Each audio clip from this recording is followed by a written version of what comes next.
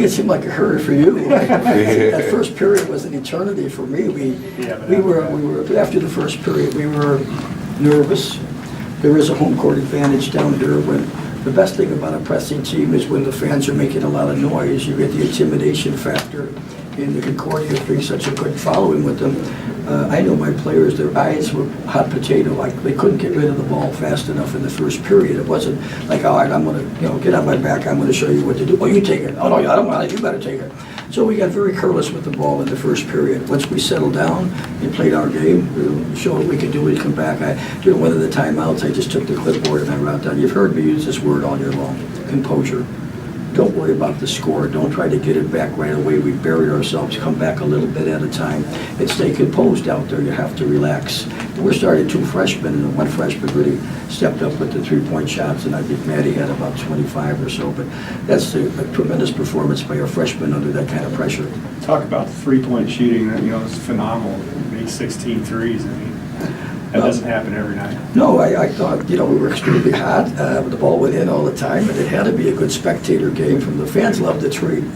You can be down 25 points in the game and you hit a tree and everybody jumps up and goes wild like it's a tied score. So when you see that type of shooting, and I just told Drew, when we made a tree, I thought we had some breathing room.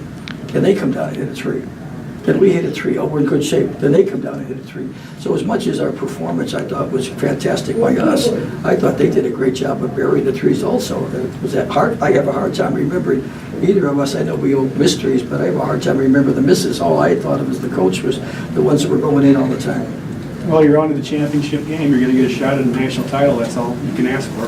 Well, I mean, we've had an unbelievable season, and when you come down here, it's so hard. You got to take it one game. You're playing all ranked teams, all good teams, and you got to win by a point or more and survive to come back the next night.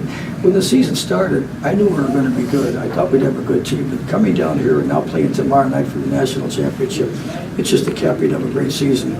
Marion, I'm sure you watch them play. You're well familiar with him. What's well, I think a different type of team.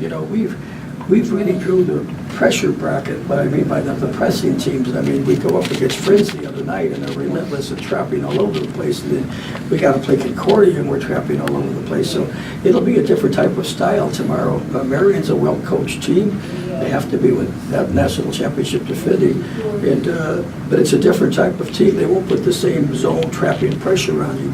So we'll be prepared for much more man-to-man defense on our end and on their end tomorrow. And it's kind of gotten lost in the shooting a little bit, but you guys were able to hold them to 9 points in the third quarter.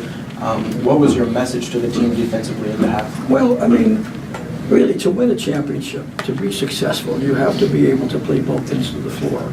You can't be a good offensive team and have a bad defensive team, and you can't be a great defensive team that can't put the ball in the basket. To be successful in championship play, you have to have offensive execution and defensive intensity. And our defensive intensity is something that's never left us all year long. The jump shot can come and go. Unfortunately for us tonight, it came rather than it was gone. But our defense was pretty consistent, even though they hit some nice trees and did a nice job out there. The other thing is I think we play hard. We come out with a lot of intensity, and we had the intensity tonight, but we demonstrated it in the wrong way by being careless with the ball. 13 turnovers in the first half, I believe 7 in the second half. Turnovers kill you, because when you're a good shooting team, you don't get an attempt at the basket. So there was 13 times we came down and didn't get a shot up. I said, if you cut them down to half, those are 6 more attempts we're going to get for possibly 3-pointers, and that's what happened in the second half. We had less turnovers, which resulted in more attempts. And when you're hot, the attempts are important because the ball was going in.